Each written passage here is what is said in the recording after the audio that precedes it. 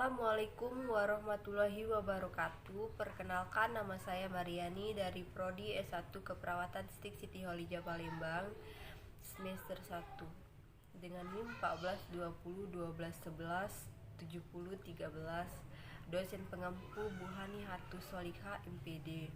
Baiklah, di sini saya akan presentasi tentang solusi bahasa Indonesia di generasi muda. Agar bahasa Indonesia tidak tergeser oleh bahasa gaul, marilah kita sebagai warga negara Indonesia yang baik hendaknya melakukan langkah-langkah pencegahan dan penanggulangan sebelum bahasa Indonesia benar-benar punah.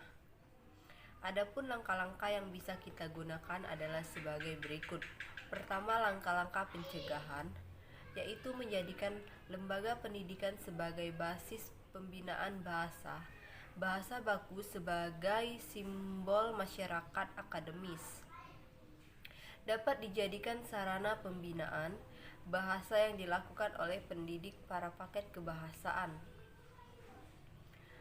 Memberikan batasan bahwa bahasa Indonesia baku merupakan ragam bahasa yang digunakan dalam dunia pendidikan berupa buku pelajar, buku-buku ilmiah dalam pertemuan resmi administrasi negara, perundang-undangan dan wacana teknis yang harus digunakan sesuai dengan kaidah bahasa yang meliputi kaidah fonologis, morfologis, sintaktis, dan kewacanaan dan sinsematis.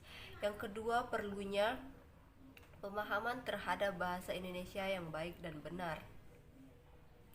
Yang dimaksud dengan bahasa Indonesia yang baik dan benar adalah bahasa yang digunakan sesuai dengan norma kemasyarakatan yang berlaku, misalnya dalam situasi santai dan akrab seperti di warung kopi, pasar, dan di lapangan sepak bola. Hendaknya digunakan bahasa Indonesia tidak terlalu terikat pada patokan dalam situasi non-formal seperti kuliah, seminar, dan pidato kenegaraan.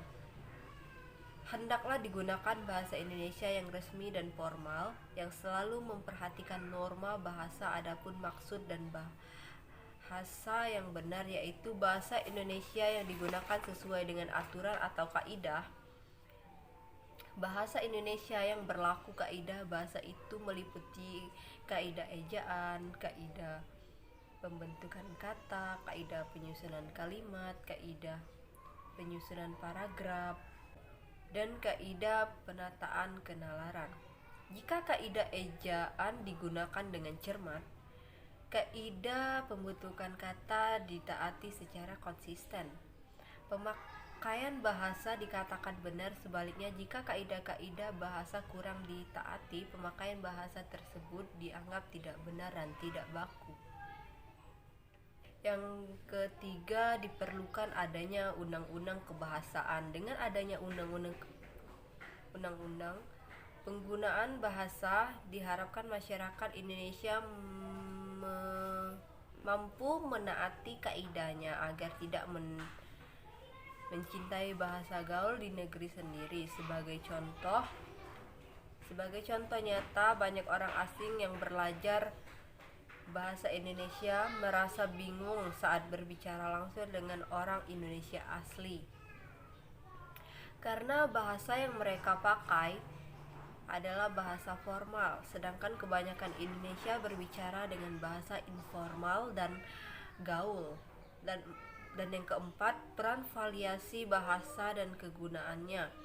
Variasi bahasa terjadi akibat adanya keragaman penutur dalam kebilangan yang sangat luas. Penggunaan variasi bahasa harus disesuaikan dengan tempat atau diklausia, yaitu di antara bahasa resmi dan tidak resmi. Baiklah, itu saja presentasi dari saya. Saya akhiri. Wassalamualaikum warahmatullahi wabarakatuh.